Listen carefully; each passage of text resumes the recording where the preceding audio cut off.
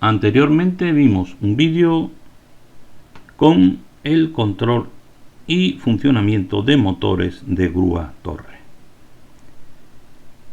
pero no hice mención ninguna a lo que es el electrofreno de los motores para no alargar tanto el vídeo. Entonces, en este caso, después de una petición, voy a realizar un vídeo sobre el electrofreno del motor. Vamos a verlo según algunos esquemas, aunque como todo en electricidad es un tema bastante amplio, pero vamos a tener una idea bastante clara de lo que es el electrofreno de un motor. Vemos que el funcionamiento del freno o electrofreno es una bobina energizada que funciona como un electroimán. Aquí vemos el diagrama del freno. Aquí el disco ferodo, que es el disco que está unido al motor y es sobre el que se frena. El 2, la tapa trasera. El 3, moyú, que se trata de un elemento de fijación que tiene como función unir un elemento de transmisión a un eje. Aquí tenemos el disco de frenado. El 4, aquí está el disco de frenado. El 6 también, aquí el disco de frenado. El 5 es la pequeña separación del disco de frenado con el cuerpo de la bobina. El 7 es el resorte de presión que está aquí. El 8 es la bobina. En este caso vemos aquí dos bobinas. El 9 es el cuerpo de la bobina. El 10, el eje rotor.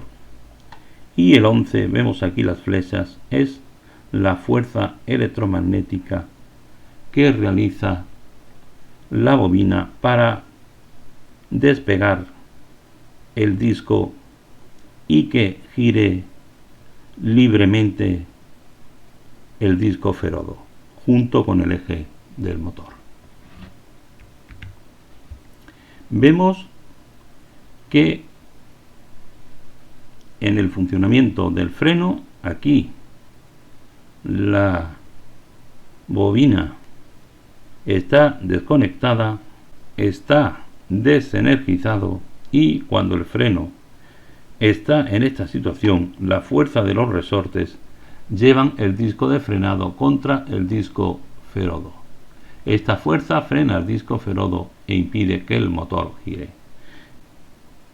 Vemos que cuando la bobina se queda sin tensión, los muelles empujan el disco de frenado. Y aquí, cuando está energizado, el campo magnético ala el plato, tira el plato hacia arriba, y la fuerza magnética retrae los resortes, liberando el disco, haciendo que el motor gire. O sea, aquí la bobina está energizada y aquí está desenergizada. Aquí vemos una bobina monofásica o DC, solamente tiene dos cables, aunque hay bobinas DC que son bobinas dobles que llevan tres cables. Aquí vemos una bobina trifásica de corriente alterna. Es igual que un motor trifásico. Lleva en este caso tres grupos de dos bobinas, 6 bobinas. Vemos aquí el primer esquema, tres fases, conexión triángulo, tensión de línea 230 y de fase 230. Vemos que la tensión lleva aquí un termomagnético y aquí un contactor, un relé térmico, y aquí la bobina de electrofreno está conectada a dos de las fases de 230 voltios. Aquí la tensión de línea es 400 voltios. El circuito, en este caso del motor, va en estrella, y por tanto las líneas que alimentan el motor son a 400 voltios. Por consiguiente, hay que alimentar la bobina de electrofreno con el neutro para tener 230 voltios entre fase y neutro. Aquí tenemos una bobina de electrofreno trifásica. Aquí lleva conexión triángulo, 230 líneas, o sea, tensión de línea y tensión de fase 230 también en cada una de las bobinas.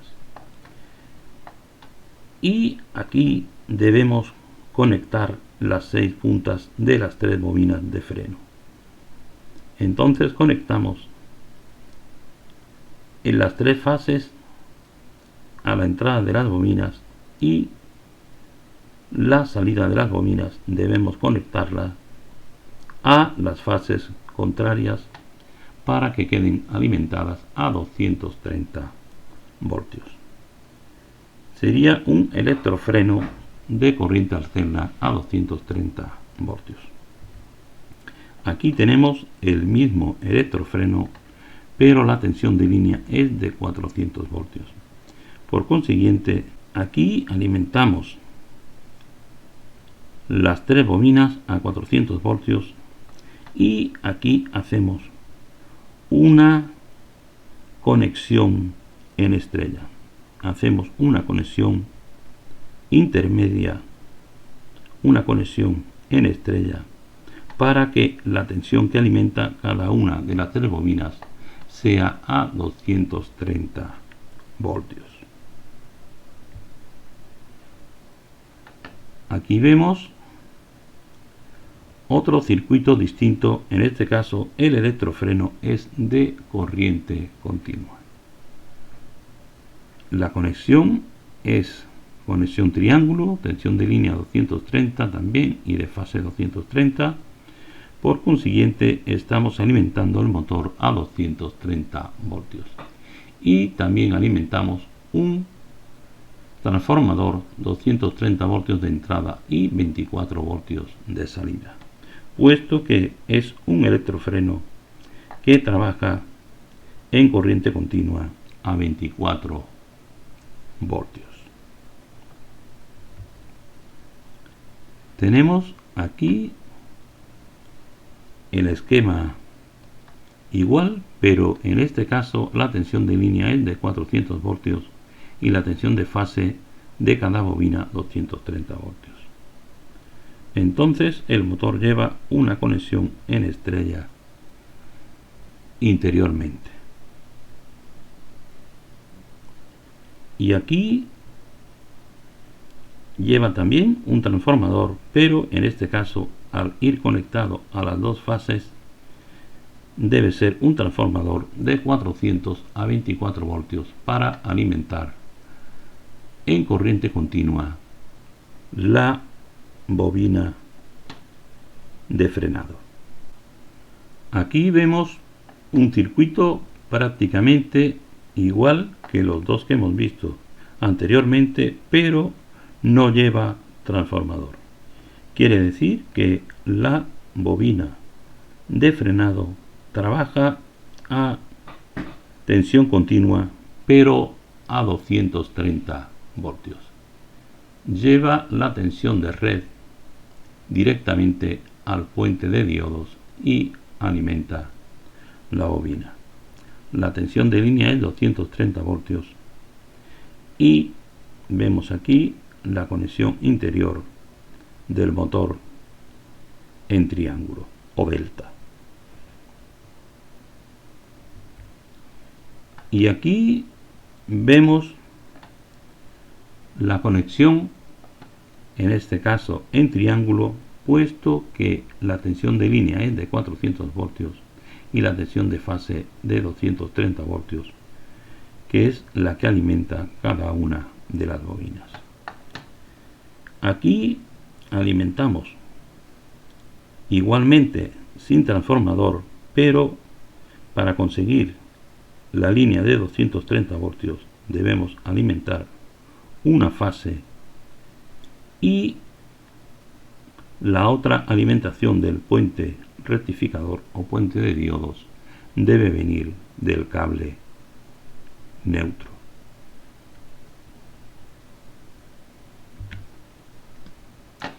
Y vamos a ver aquí una nota, aunque la podría citar directamente, pero prefiero tenerla escrita para que tengan en cuenta esta nota o esta advertencia, que es bastante importante, tanto esta como la que viene posteriormente, donde decimos que las conexiones del electrofreno suelen hacerse dentro de la misma caja de conexiones del motor, utilizando a veces las mismas conexiones del motor.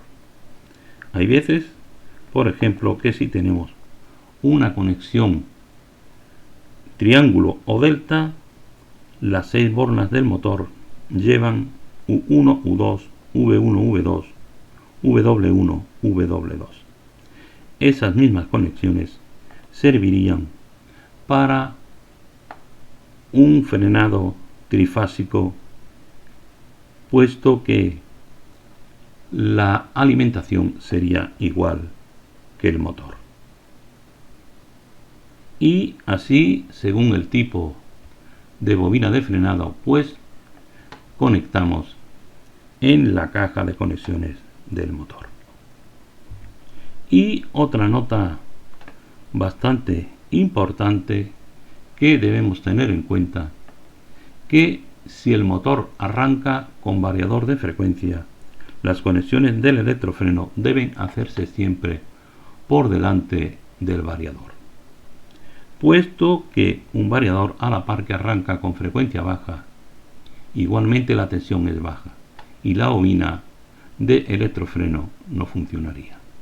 O sea que un variador de frecuencia arranca, tiene una curva de aceleración donde la tensión va subiendo a la par de la frecuencia. En el momento de arranque el motor, la tensión es más baja y es insuficiente para poder activar la bobina de electrofreno, y por ello hay que conectar la bobina de electrofreno siempre por delante del variador. Espero que con este vídeo tengáis una idea bastante importante de lo que es el funcionamiento de un electrofreno en un motor.